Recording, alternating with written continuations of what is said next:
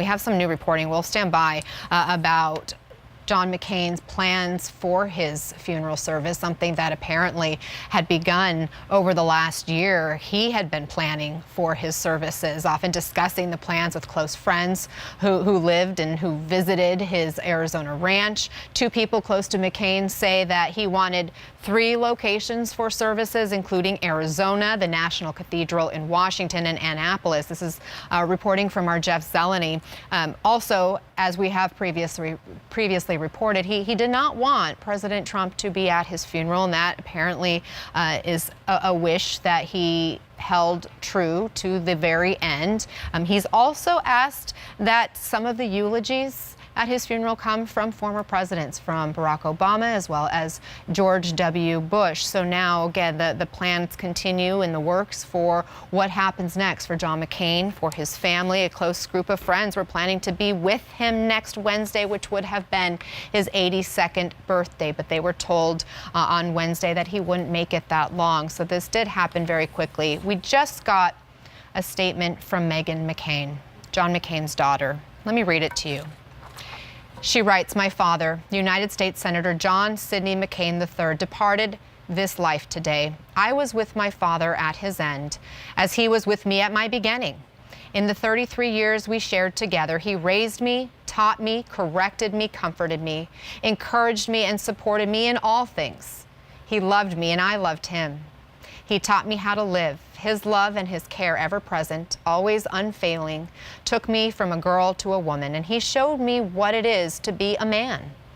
All that I am is thanks to him. Now that he is gone, the task of my lifetime is to live up to his example, his expectations, and his love.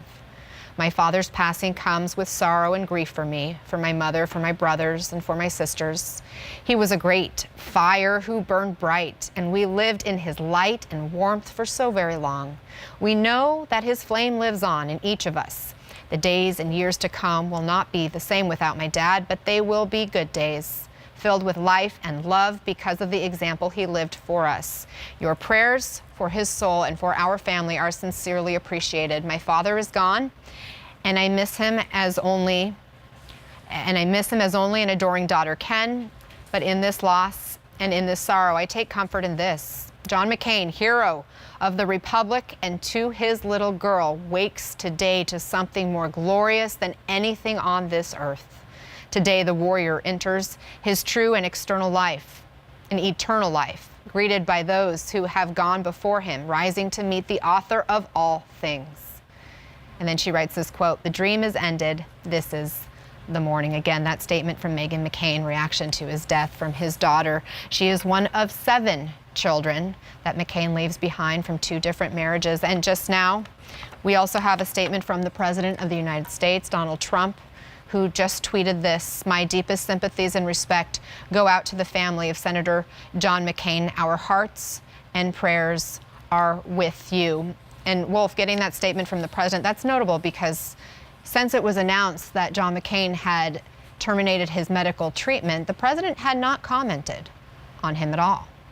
Yeah, no, he had not commented on him all. And there was a long history, unfortunately, of animosity the President Trump, including over this past year, was often repeatedly at various campaign rallies and elsewhere,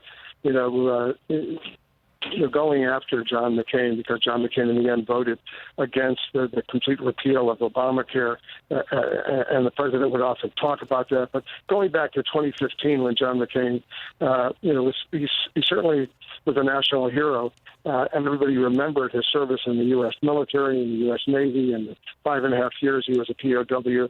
But all of us remember that, and it's hard to even talk about this at this sad moment, that in 2015, when he was, a candidate, he was out in Iowa, and he said that John McCain was not a hero because he was a POW. POWs are not really heroes. It was just a sad, awful moment, and he never regretted it. The president never apologized, never reached out. It was just a very, very, very disturbing moment in American history. And glad he's issued a statement finally, but as the family has made it clear, the McCain family has made it clear, they really don't want President Trump to come to the funeral. They don't want him involved. There is this tension there, and it certainly is understandable. And of course, John McCain, he ran to be president twice, did not succeed. But in 2008, the second time that he ran, the first time was in the 2000 race. In the 2008 race, he did receive his party's nomination, and now we're hearing from the man that he ran against in that race, now former President Barack Obama, who just issued a statement along with Michelle Obama. And they write this about the passing of Senator John McCain. They write, John McCain and I were members of different generations, came from completely different backgrounds, and competed at the highest level of politics. But we shared, for all our differences, a fidelity to something higher, the ideals for which generations of Americans and immigrants alike have fought, marched, and sacrificed. We saw our political battles even as a privilege, something noble, an opportunity to serve as stewards of those high ideals at home and to advance them around the world. We saw this country as a place where anything is possible, and citizenship as our patriotic obligation to ensure it forever remains that way. Few of us have been tested the way John once was, or required to show the kind of courage that he did. But all of us can aspire to the courage to put the greater good above our own. At John's best, he showed us what that means, and for that, we are all in his debt. Michelle and I send our most heartfelt condolences to Cindy and their family. Again, a statement from former President Barack Obama. He talks about his courage, and Wolf, you've also talked about his time serving as a POW in the Vietnam War. He was captured in October of 1967, was held prisoner until March of 1973.